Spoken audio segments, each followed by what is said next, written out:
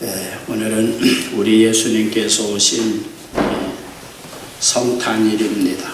요즘은 예수님은 행방불명되고 산타크로스가 아주 주인공 노릇으로는 좀 뭐가 주객이 전도된 그런 시대가 되었습니다.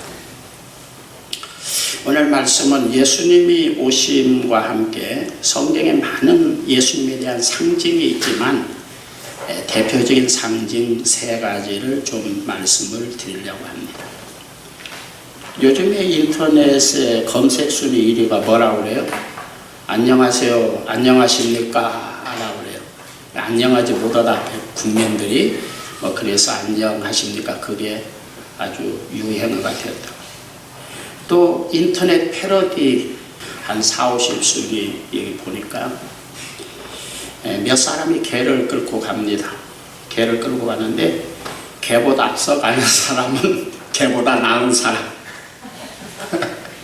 개하고 같이 가는 사람은 개하고 똑같은 사람, 개 같은 사람, 개 뒤에 따라가는 사람은 개보다 못한 사람. 무슨 말이었습니까? 우리나라 국민들이 정치인들, 국회의원들 뒤 따라가는데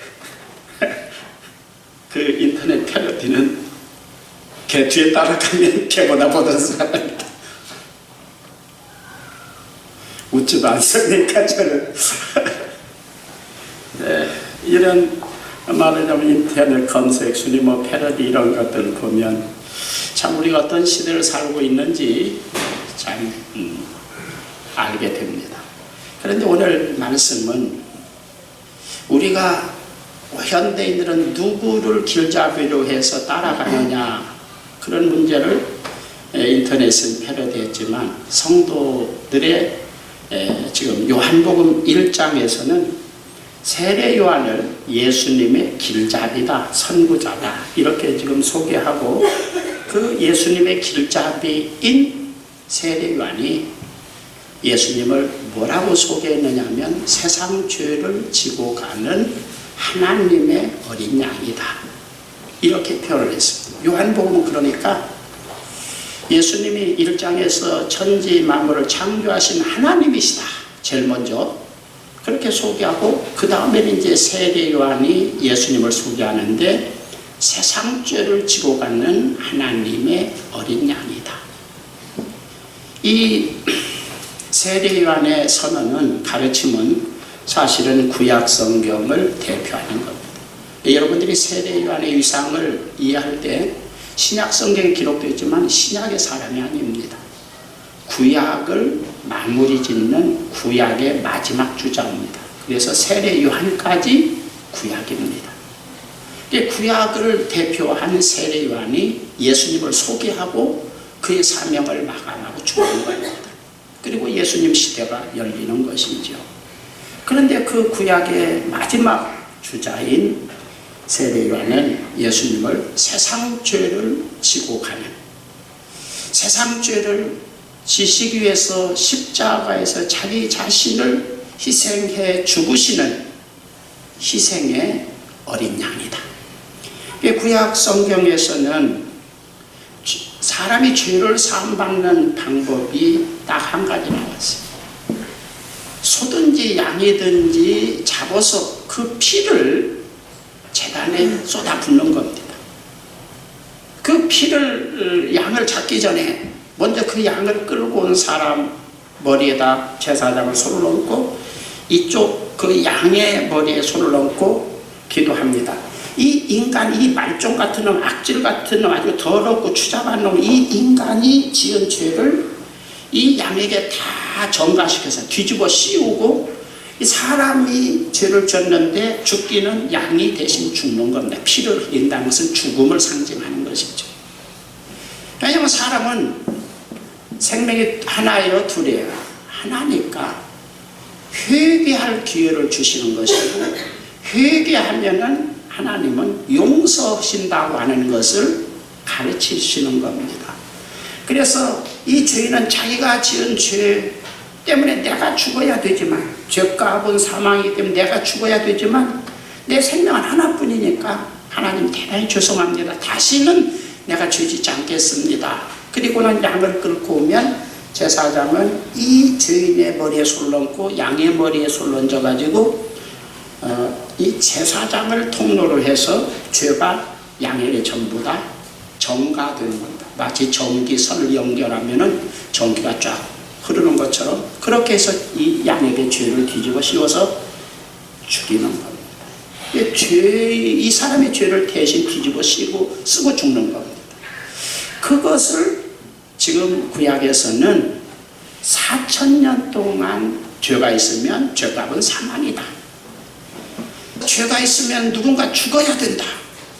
그리고는 죄는 사람이 졌지만 양에게 죄를 뒤집어 씌워서 4,000년 동안 계속해서 양을 죽이고 양에게 죄를 뒤집어 씌워서 죽이는 일을 4,000년 동안 계속해서 하면서 그리고 계속해서 제사장이나 또는 선지자들은 죄를 지으면 죽는다. 대신 누구든지 죽어야 된다. 이것을 4,000년 동안 교육을 시키셨으니 어때요? 아무리 머리가 나쁜 사람이라도 알겠어요? 모르겠어요? 그러니까 조상 대대로 막 계속해서 교육을 시키는 구약의 제사자 그 성전에 가서 제사 드리는 것은 설교가 필요 없어요. 설교가 없는 거예요. 거의 신약시대에 오면서 지금 우리가 설교를 하는 거지 설교가 하지 않아요. 원래 천주교도 설교를 하지 않았어요. 개신교에서 종교개혁 이후에 지금 설교가 강화된 거예요. 그러다 보니까 천주교에서도 요즘 미사하는데 강론이라는 거 하는데요.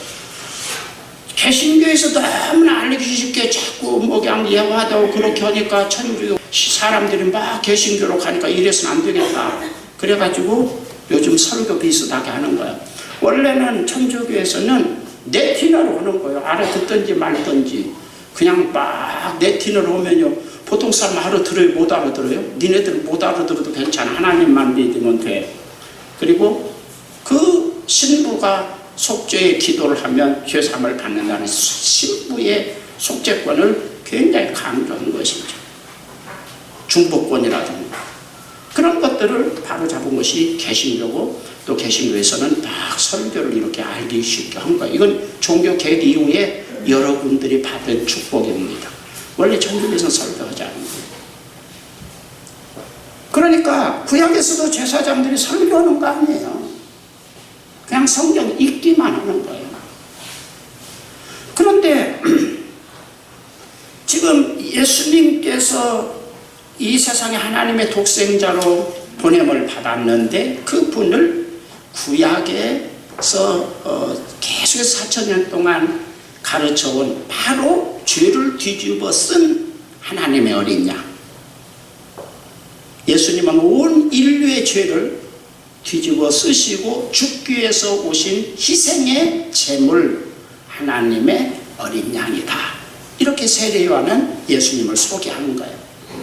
그러면서 봐라, 세상 죄를 지고 가는 하나님의 어린 양이다. 이렇게 소개합니다. 기독교에 있어서 가장 중요한 것이 뭐냐면 하나님께서 예수님을 왜 이 세상에 보내셨느냐는 겁니다. 이유와 목적이 뭐냐는 것입니다. 사람들의 그 사는 타입을 크게 편의상 구분한다면 어떤 이유와 목적을 알고 행동하는 사람이 있어요. 이성적인 사람입니다. 사람다운 사람이에요. 그런 어떤 사람은 전혀 이유와 목적을 알지 못하고 그냥 사는 사람이에요. 그냥 본능적인 사람이고 그 다음에 아주 뭡니까? 맹목적인 사람이고 동물적인 사람이죠. 본능적인 사람. 동물이라고 하는 것은 사실은 본능에 지배받고 사는 사람을 동물적인 사람이라고 말합니다. 사람도 이목구비가 사람 모양 형태를 가지고 있다고 사람이 아니라 사실은 자기 본능, 아무 생각 없이 본능, 타고난 동물적인 어떤 욕구, 먹고 마시고 그냥 자식을 낳고 자식 낳기 위해서 성생활하고 자식을 키우고 이거 모든 동물들이 다 하는 거예요. 사람만 하는 거 아니에요. 동물도 교육시켜요. 자식을 원숭이도 교육시키고 사자도 교육시키고요. 독수리 교육 방법을 보면은 독수리가 새끼를 낳아가지고 날개가 약간 자라면은 천기를 높이 날라 올라가가지고 확 뒤집어 버린대요. 그러면은 우리 어머니가 나를 주워갔나, 왜 이래, 미쳤나, 달쳤나, 막 그렇게 생각하더니 말이야. 그럼 이러면 살려고 딱 가둘 거를 거 아니에요. 그러면 또 땅에 떨어져서 박살나기 전에 살짝 가서 또 보다가 또 떼어나가서 또 뒤집고 그런 일을 계속해서 반복해서 그 말하자면 날짐승의 왕인 독수리가 태어난다는 거예요. 사자도 사자 새끼를 교육시킬 때 그런 교육 과정을 거친다고 그래요. 그래서 사자들 보면은 딱 어미하고 아빠하고 딱 새끼들 딱 놓고 엄마 아빠가 어떻게 사냥하는가 봐라. 그리고는 살금 기어가서 딱 엎드려가지고 연합작전을 확 포위작전 하는 것을 새끼들은 쫙 뒤에서 여러 차례 본 다음에 그 다음에 새끼들이 어느 정도 가면은 앞서서 하라고 그러고 뒤에서 딱 지금 니네들 한번 해봐. 그래가지고 막 거의 막 뭐 하이에나나 뭐 이런 것들이 막 시달려가 거의 죽게 되면 달려가서 도와주는 이런 일들을 반복해서 해서 그 백수의 왕인 사자가 된다는 거예요. 동물이나 이런 것들은 맹목적인 본능에 의한 이런 것이 움직이지만 사람은 이성을 가지고 있다, 지성을 가지고 있다. 그럴 때에 그런 것을 뛰어넘는 왜 내가 행동하나, 이것을 하는가, 이유와 목적을 알고 있어야 된다는 거예요. 여러분 왜 삽니까? 왜 돈은 버는 겁니까? 왜 삽니까? 먹기 위해서. 왜 먹습니까? 살기 위해서. 뭐로 삽니까? 돈 벌기 위해서, 자식 키우기 위해서. 말은 되는 것 같은데요. 뭔가 이 알맹이가 빠진 것 같은 고한 대답들이에요. 이 동물적인 대답이기 때문에 그래요.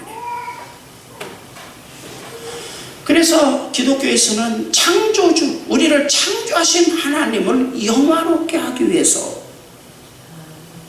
성도가 교회를 다니는 것은 왜 교회를 다니냐면은 아담 하와가 범죄한 다음에 마귀의 쫄개가 되어서 하나님을 대적하고 배신하고 배반하다가 에덴 동산에서 쫓겨난 그 인간을 다시 하나님을 회복시키기 위해서 예수님을 보내셨고, 그 예수님을 믿음으로 죄사함 받고 구원받고 영생 얻기 때문에 우리는 예수님을 믿는 거예요.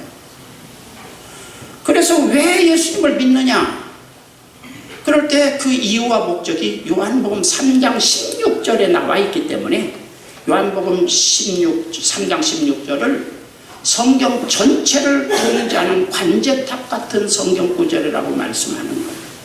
성경 전체를 한마디로 요약하면 요한복음 3장 16절에, 요한복음 3장 16절을 우리가 잘 이해하지 못하니까 하나님이 정말 계시나?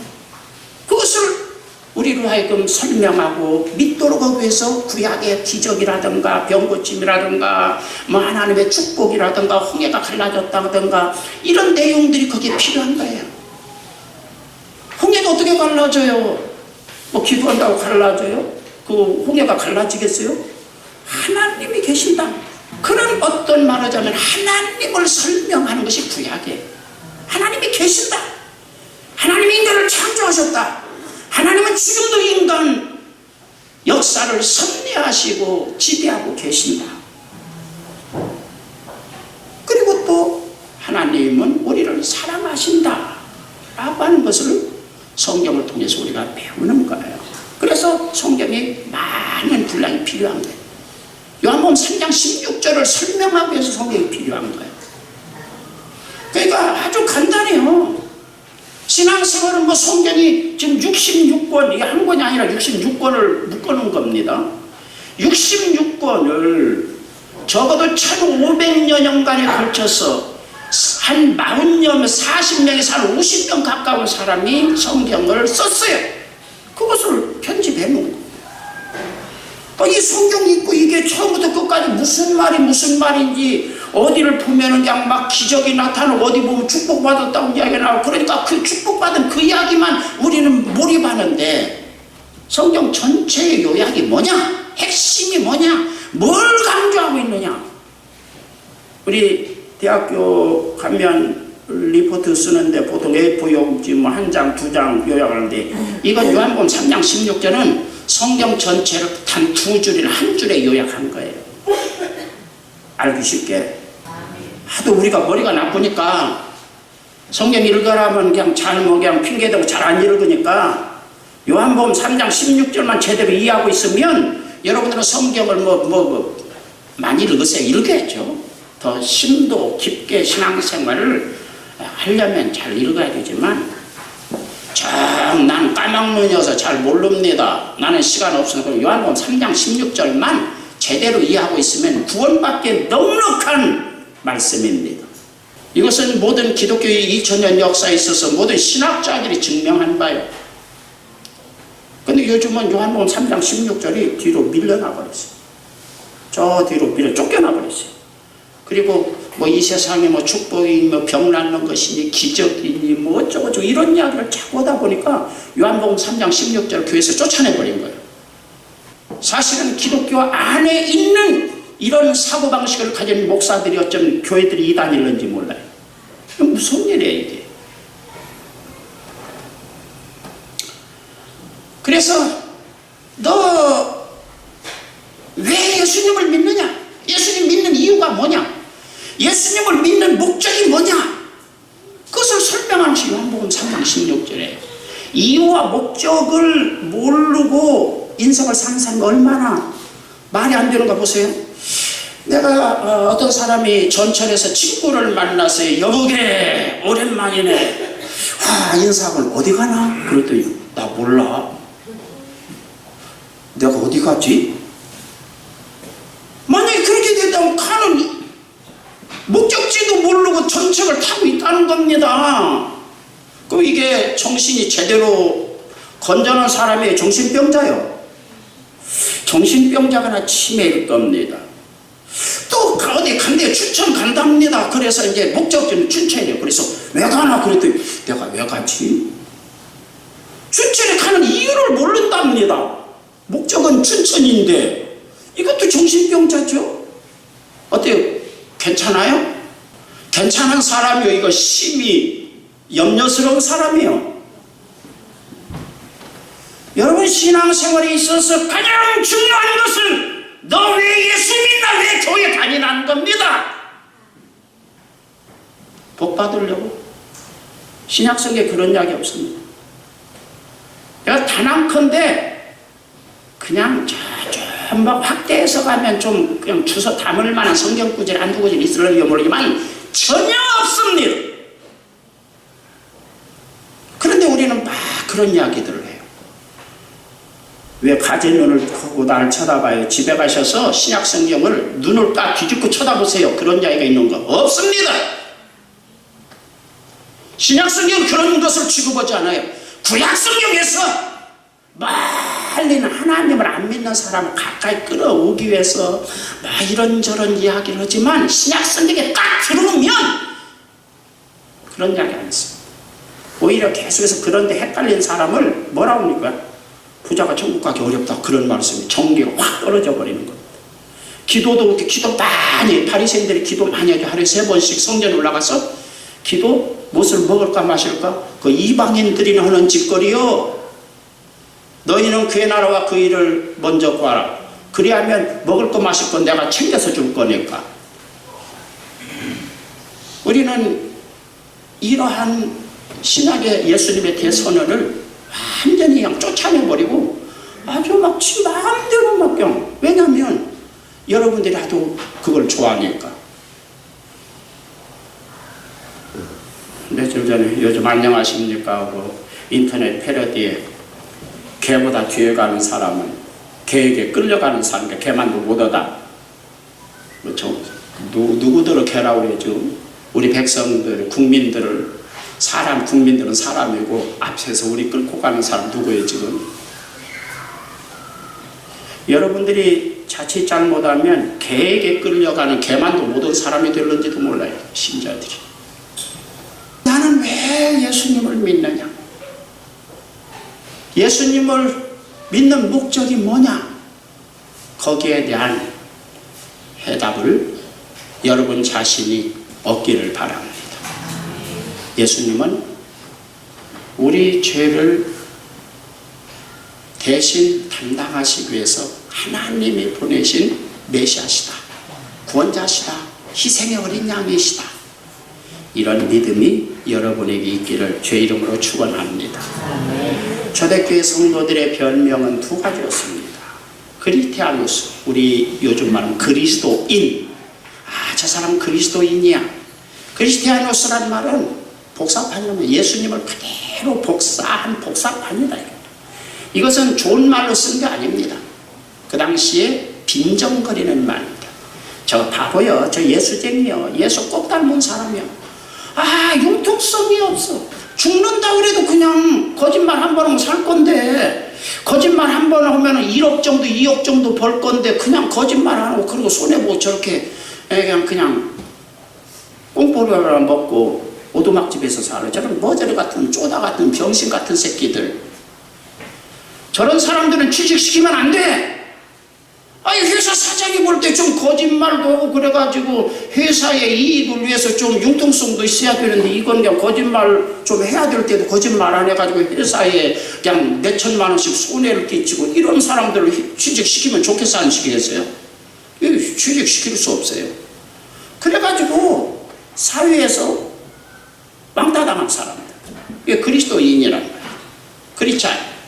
크리스티아누스, 요즘은 크리스찬입니다. 그리스도를 꼭 닮은 사람들, 어떤 손해를 보더라도 하나님 말씀 구원의 원리에 어긋난 것은 나는 그대로 증언하는 사람이다. 증인, 말투수. 그래서 성령 받으면 너희가 그런 사람이 될 것이라고 말씀한 거예요. 이게 그리스도입니다. 그 다음에 두 번째로는 이 초대교회에서 유카리스트라는 별명으로 붙였습니다. 감사하는 사람들. 예수님 믿고 오두막집에 살고 그냥 거지처럼 살고 돼지 짬빵 같은 거 먹고 살면서도 늘 감사합니다. 하나님 감사합니다. 저 자식은 뭐지, 미쳤나, 정신병자 아니야. 저렇게 돼지처럼 짐승처럼 저렇게 살면 뭐가 감사해. 이 세상은 나그네 길이고 잠시 잠깐이고 영원한 하늘나라가 내 앞에 있도다. 이 세상은 잠시 잠깐만 지나갑니다. 제가요, 얼마 전에 사진을 좀 정리하면서 보니까 제가 머리가 한 30년 전만 해도, 한 20년 전만 해도 머리가 새카맸더라고요. 거짓말인 것 같으면 사진 와서 보세요. 나는 나이를 거의 70 가까이 먹은 기억이 없다니까요. 여기 나이 드시면 70 넘으시고 이런 분들에게 물어보시고 언제 그렇게 나이를 그렇게 많이 잡수셨냐 그러면, 우리 장장로님 어때요? 그런 기억 있으신가? 기억 전혀 없어요. 먹은 기억 없습니다. 죽습니다. 우리나라에 유명한 한경직 목사도 죽고 조금 있으면 조용기 목사도 죽을 거예요. 다 죽습니다. 그리고 목사라고 하는 특권이 하나님의 심판대에 있으면 전혀 통하지 않습니다. 큰 교회 목사니까 하늘나라 천만의 말입니다. 복음을 제대로 전했느냐, 그것이 얼마나 중요한가를 여러분들은 이해하셔야 됩니다. 복음을 제대로 전하지 않으면 많은 사람을, 교인들을 지옥으로 이끌어가는 사실은 사탄의 일꾼들입니다. 얼마나 목사의 위치가 무서운가를 알아야 됩니다. 19세기에 새 대영 제국의 유니언 잭의 해질락 없다. 19세기는 영국이 세계를 지배한 나라입니다. 쫙 인도에서부터서 온 지구상에 영국 식민지가 없는 땅덩이가 없을 만큼 그리고 영국은 식민지와 함께 선교사들을 무지무지하게 파송해서 어떻게 보면 기독교 복음 전파에 크게 기여한 것 같지만 또 한편으로는 부정적으로 보면 기독교를 겉핥기식으로만 이해하도록 만들었습니다. 인도 같은 데 복음 전하기가 얼마나 어려운가를 실제적으로 알게 하는 겁니다. 저 중국이나 홍콩이나 이런 데 가서 복음 전하기가 얼마나 어려운가를 실제적으로 경험하게 합니다. 면역이 생기게 하는 겁니다. 요즘 우리 크리스찬 학교, 미션 스쿨, 고등학교 이거 제대로 잘못하면 복음 전하는데 더 어렵게 만듭니다. 여러분들이 복음을 전할 때 타이트하게 딱 들어붙어서 첫 번째 결단을 내지 않고 계속해서 찔끔찔끔하면 면역이 생겨서 복음 전하기가 더 어려워지는 겁니다. 19세기 영국 사람들, 크리스찬들의 별명이 뭔지 압니까? 돼지였습니다. 돼지는 뭘 상징하는가? 더럽고 욕심꾸러기다 이겁니다. 아니, 그렇게 교회가 꽉 차고 그렇게 세계의 선교사를 보내고 크리스찬들이 어쩌고 말끝마다 하나님 하는데 그들의 별명이 뭐냐면 돼지. 그래서 버트란드 러셀 같은 사람은 나는 왜 크리스찬이 아닌가? 여러분 20세기 초기를 대표하는 지성인입니다. 버트란드 러셀은 20세기를 대표하는 지성인이라고 말할 만큼 대단한 지성인입니다. 김용옥 같은 사람 버트란드 러셀 가끔 그냥 입만 벌리면 그런 이야기를 하는 이유가 아주 세계적인 지성인인데 토백이 영국인인데 나는 왜 크리스찬이 아닌가? 왜 크리스찬이 아니냐? 거기에 그런 이야기를 쓴 겁니다. 오늘 우리는 우리 주변 사람들이 뭐라고 합니까? 믿지 않는 사람들이 여러분을 뭐라고 평합니까?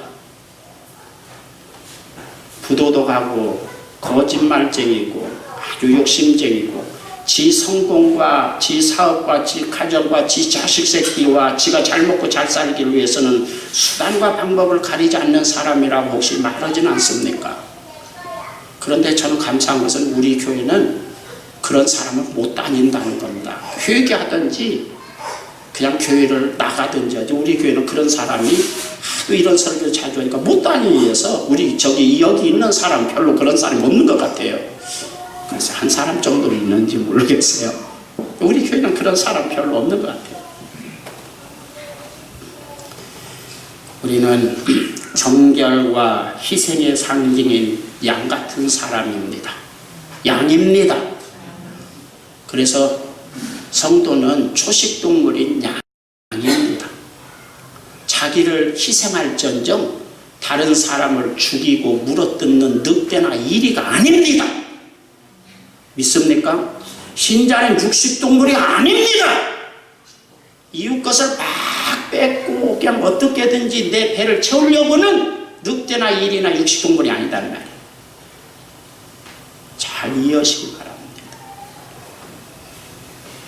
우리는 희생의 제물이 되시기 위해서 이 세상에 오셔서 우리를 대신해서 죽어주신 희생해 주신 그 예수님을 믿고 구원받은 사람이고 그 예수님의 사고방식과 가치관을 가지고 사는 성도들입니다. 이것을 이번 성탄절에 좀 다시 한번 확인하기를 바랍니다. 그 다음에 마태복음 21장 42절에 보면 예수님은 돌멩이로 오셨다. 예수께서 가라사대 너희가 성경에 건축자들의 버린 돌이 모퉁이의 머릿돌이 되었나니 이것은 주로 말미암아 된 것이요 우리 눈에 기이하도다 함을 읽어본 일이 없느냐. 이게 세상 사람들이 버린 돌을 주워다가 하나님 집에는 그 버린 돌을 건물의 모퉁이돌로 삼아서 집을 지었다. 기초석으로 삼아서 기준석으로 삼아서 지었다. 이렇게 말씀합니다. 머릿돌이라고 하는 이 머릿돌은 케팔레라고 하는 헬라어를 썼습니다. 원래 잡고 흔든다는 뜻입니다. 그런데 머리라고 하는 말로 번역되고 남편이나 또는 주인이나 성경의 신학적인 뭐 이런 그 은어로는 그리스도를 예수님이 우리의 케발레다, 머릿돌이다. 그리고 남편이 여자에게는 머릿돌 케발레다. 이렇게 표현한 겁니다. 그러니까 누구든지 딱 잡고 마음대로 좌지우지하는 어떤 권세를 가진 이런 주권을 가진 자를 지금 케발레라고 지금 말하는 것입니다. 예수님은 어떤 분이냐 그럴 때에 케발레다 우리. 이게 누가 그렇지 않냐 그럴 때 예수님을 자기의 케발레로 삼으십니다. 예수님이 나를 붙잡고 마음대로 좌지우지하세요. 예수님이 나를 끌어당기면 나는 끌려갈 것이고 밀면 밀려갈 것이고 예수님이 나를 죽이신다면 내가 죽을 것이고 예수님이 나를 높인다면 내가 높아져서 살 겁니다. 이런 사고방식을 가진 사람의 인생을 지배한다 이거죠. 우리가 가끔가다 음악가, 미술가, 뭐 문학가, 예술가, 전문가, 은행가 뭐 이런 이야기들 하잖아요. 여기 가라는 것은 집가자를 씁니다. 그러니까 자기 집을 지은 사람이라는 거예요. 자기 인생의 집을 지은 사람이에요. 그 사람은 은행가야. 그 사람은 예술가야. 그 사람은 음악가야. 자기 인생의 어떤 전문성을 확보한 자기 인생의 집을 지은 사람이다. 그런데 오늘 여기에 성경은 예수님은 우리에게 적용한다면 예술가라면 그 사람의 예술의 모퉁이 돌이 예수님이시다 이거죠. 예수님이 그 사람의 음악의 기준석이 되신다 이거죠.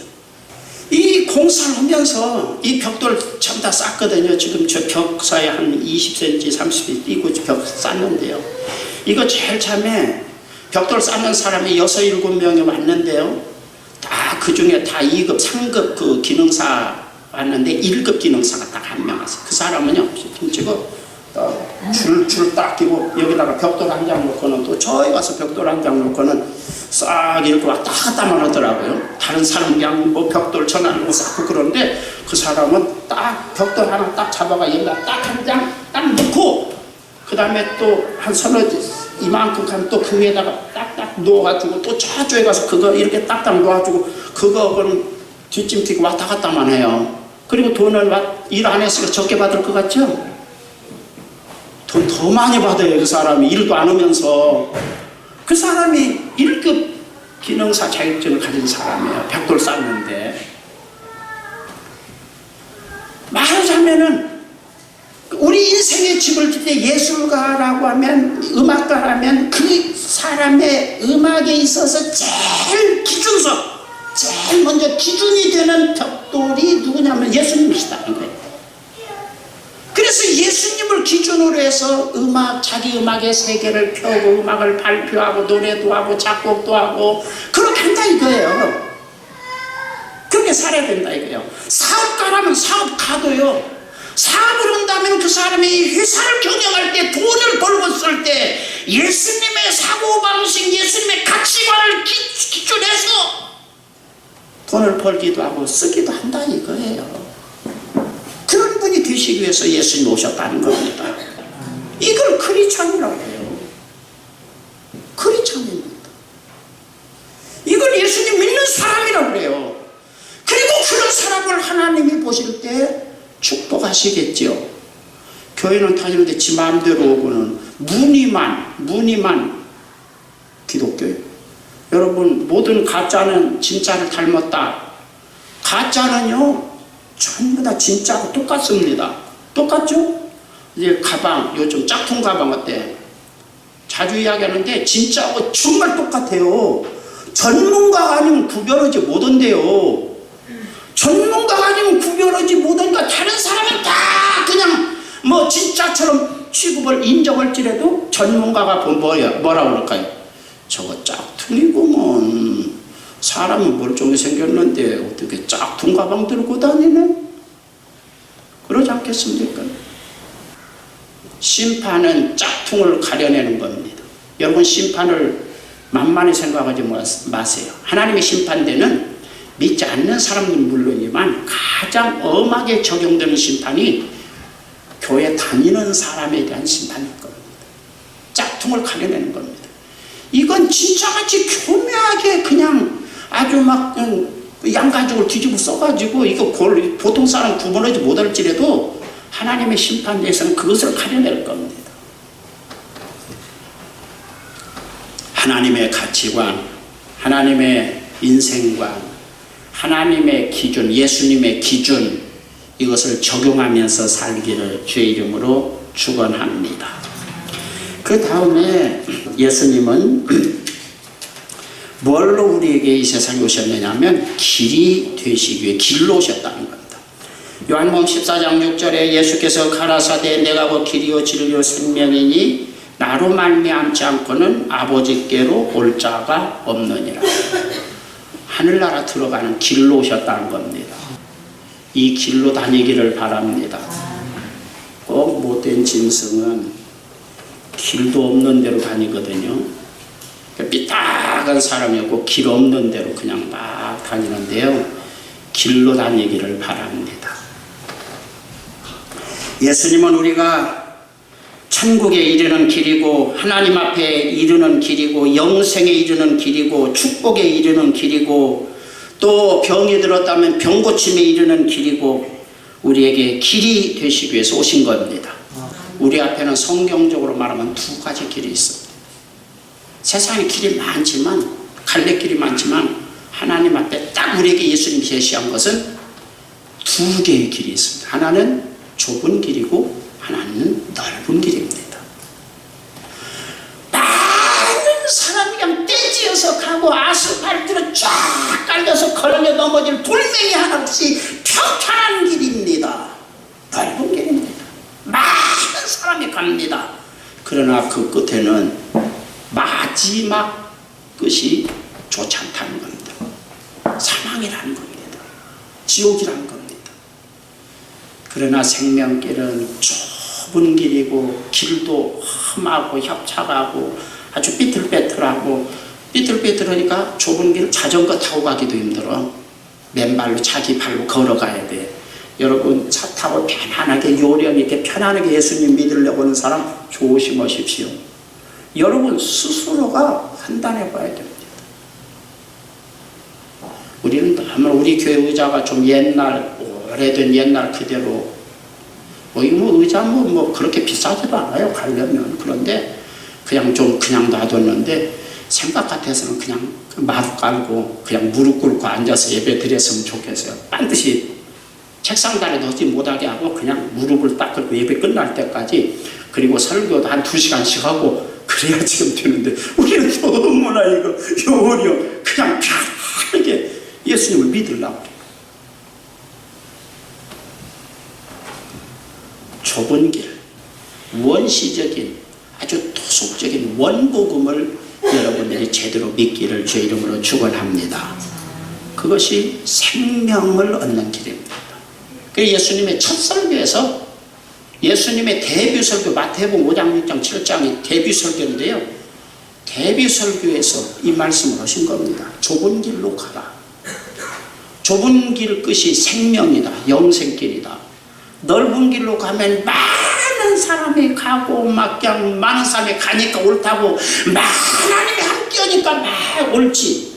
엊그제 신천지 이만희가 아마 전국 목사들에게 편지 보냈겠죠. 저한테 편지가 왔어요. 그런데 하나님이 함께 하셔서 이렇게 하나님 보내주셔서 자기가 이렇게 사람이 많이 부흥된다고 썼더라고요. 그렇게 보면 말도 되는 것 같기도 하죠. 막 어디다 붙이기만 하는 그냥 그냥 하나님이 축복하셔서 함께 하시니까 이렇게 막 그냥 많지. 예수님은 하나님이 함께하는 제대된 길은 좁은 길이라고 말해요. 사람도 많이 안 찾는답니다. 그렇게 소개를 했어요. 요령 부려가면서 편안하게 신앙생활을 그냥 이렇게 하려고 그럭저럭 하려고 하는 사람은 지금 넓은 길에 들어서고 있다. 조심하십시오. 그 끝이 교회 다니고도 지옥 갈 수 있다는 것을 예수님은 첫 설교에서 말씀하신 겁니다. 내 본성에 맞지 않고 내 욕망에 맞지 않고 내 취향에 맞지 않고 오직 하나님께 맞는 그 길. 그래서 나에게는 뭔가 아주 불편하고 힘들고 신경 쓰이지만 그 길이 생명길이므로 그 길을 가야 된다는 것입니다. 예수님을 따라서, 길 되신 예수님을 따라서 잘 끝까지 가기를 바랍니다. 여러분, 일본 사람을 보니까 차를 끓이는데 우리는 어때요? 우리 유재수 만수 집사님 차 끓이는데 어때요? 그냥 녹차 잎 그냥 적당히 한 1g 정도 넣고 그냥 물 좀 붓고 그냥 펄펄 끓이면 되겠죠? 그런데 일본 사람들은 그러잖아요. 차도가 있다고 그러죠. 차를 끓이는데 도가 있다는 이야기 들어보셨어요? 차도? 다도? 다도라고 그래요. 차도라니까 저 찾길 같아서 다도. 그 차를 끓이는데도 무릎을 장생 끓고 그런 걸 보셨습니까? 한잔 끓여서 먹는데 무슨 거기에 차도까지 다도까지 거기까지 길도 도자까지 거기다 붙여. 어떤 원리 원칙이 있다 이거죠. 지키고 꼭 지키고 이렇게 해야. 그래서 사실 일본 사람이 왜 그렇게 하냐 그랬더니 나는 차를 마시는 것이 아니라 차를 끓이는 그 과정을 마신다. 잘 이해하셨습니까? 자기 자신을 잘 어디에다가 적응시키고 굴복시키고 내 마음대로 하고 싶은 것을 편안하게 하고 싶은 것을 어디에다 맞추는 훈련을 하는 거예요. 하나님의 말씀의 어떤 원리에 자기 자신을 맞추는 일을 좀 하시기를 바랍니다. 이번 성탄절에 좀 이것을 좀 할 수 있기를 바랍니다. 성도는 신앙생활하는데 다녀야 할 길이 있다. 도가 있다. 예수님 그 길로 가면 하늘나라까지 갈 줄로 믿습니다. 내가 곧 길이요 진리요 생명이다. 나로 말미암지 않고는 아버지께로 올 자가 없다. 하늘나라까지 갈 수 있기를 주의 이름으로 축원합니다. 인터넷을 좀 뒤집어다니까 이런 이야기가 있더라고요. 향수 2.8g을 얻는데 장미 꽃잎을 1톤을 삶고 액기스를 뽑아면 장미 향수 2.8g을 얻는답니다. 아이고 그거 2.8g 얻으려고 2.8kg도 아니고 2.8g을 얻으려고 1톤이나 되는 장미 꽃을 다 따다가 그냥 삶고 그냥 액기스 그 무슨 짓거리요?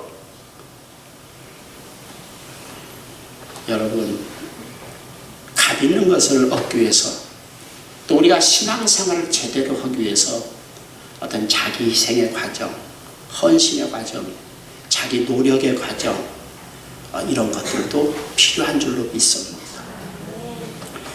주의 은혜와 사랑